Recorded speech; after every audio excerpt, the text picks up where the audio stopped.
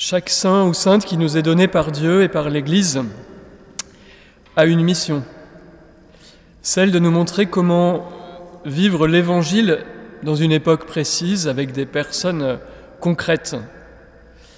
Cela nous apprend que l'Évangile transcende le temps, l'espace, les cultures et tout le reste, pour être vécu par tous et en tous. Jésus est venu sauver et rassembler l'humanité tout entière et il nous appelle. Et chacun des saints et saintes reçoit donc cette grâce propre d'incarner la présence du Christ dans un lieu concret.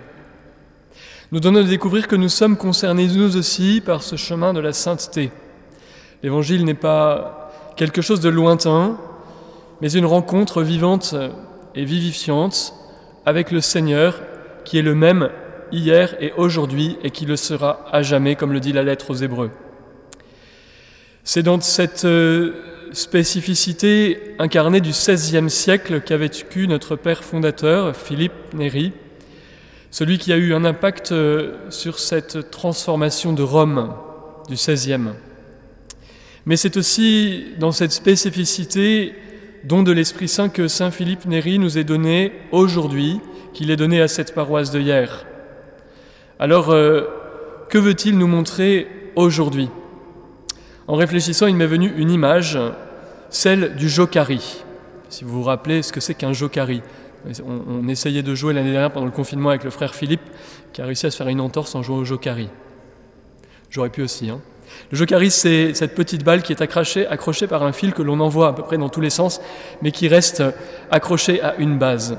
La base est une liberté d'action. Deux mots qui pourraient être résumés par là, demeurer et spontané. La première qualité ou le premier mot ou la première parole qui pourrait définir cette spécificité de Saint Philippe qui nous est donnée aujourd'hui, c'est cette parole de l'Évangile « Demeurez en moi comme moi en vous », la base. Si l'on devait résumer cette vie de Saint Philippe, le terme « demeurer » ressortirait dans les premiers mots. Pourquoi ? Parce que il a demeuré à Rome pendant de nombreuses années, dans un petit quartier de Rome, et qui a fait de lui quelqu'un de proche. Tout d'abord, proche du Seigneur par la prière, la contemplation, l'Eucharistie, mais aussi proche des personnes qu'il rencontrait tout au long de ces années passées dans cette ville, dans ce petit quartier. Il avait compris que la foi ne grandissait que dans cette présence demeurante, aimante, fidèle, avec le Seigneur, et que le vrai cœur à cœur, qui est au cœur des vraies relations humaines, ne pouvait se réaliser que dans le temps, la patience, la persévérance, parfois même dans le combat pour aimer l'autre comme Dieu nous aime.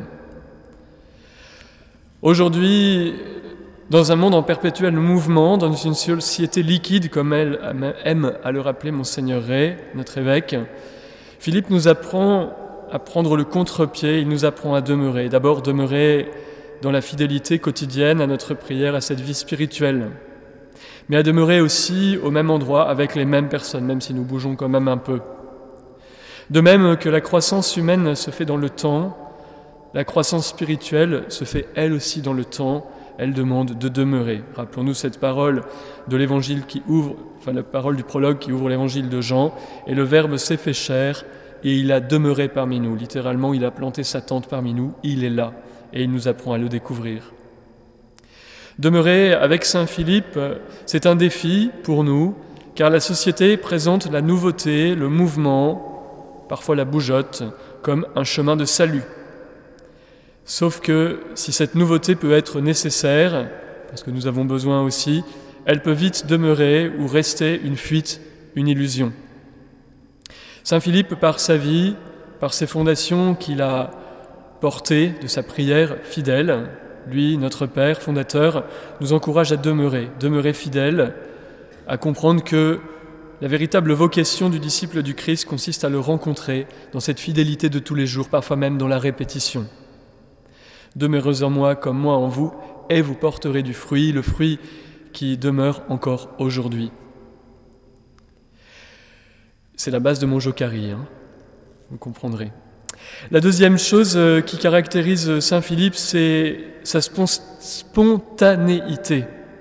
sa liberté d'esprit, ou plutôt cette liberté qui lui vient de l'Esprit Saint.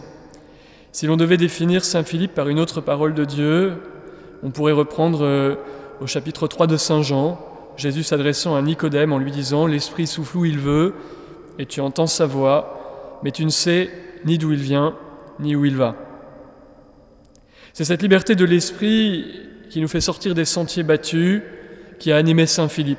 Tout en demeurant au même endroit, Philippe s'est laissé rejoindre par cette nouveauté de Dieu, cette spontanéité de l'Esprit Saint. Non pas une nouveauté extérieure, mais une disponibilité aux appels de l'Esprit. L'Esprit qui nous fait sans cesse sortir de notre petit bocal pour nous faire entrer dans un monde plus vaste. Et cette spontanéité, j'ai du mal avec ce mot, cette spontanéité de l'Esprit Saint qu'il a sans doute rendu un peu insaisissable aux yeux de ses contemporains, sans doute un peu déstabilisant, peut-être même un peu pénible.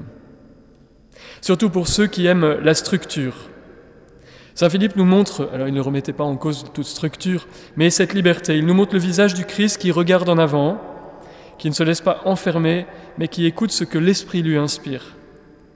C'est cette spontanéité, don de Dieu, qui nous est donnée ici, aujourd'hui, à nous de nous laisser conduire, de l'écouter, d'être parfois un peu impulsif dans le bon sens du terme, c'est-à-dire un peu fou de cette folie qui vient de l'Esprit Saint, un esprit qui surprend. Dans ce contexte particulier que nous vivons, Saint Philippe semble nous dire, cette crise que nous traversons peut être aussi une opportunité de changer, d'abord nous changer nous-mêmes, occasion de sortir des sentiers battus, d'écouter ce que l'Esprit inspire à son Église, comme il le fait depuis le début, depuis le jour de la Pentecôte, de rechercher ce qu'il veut nous dire, car Dieu ne cesse de conduire son peuple.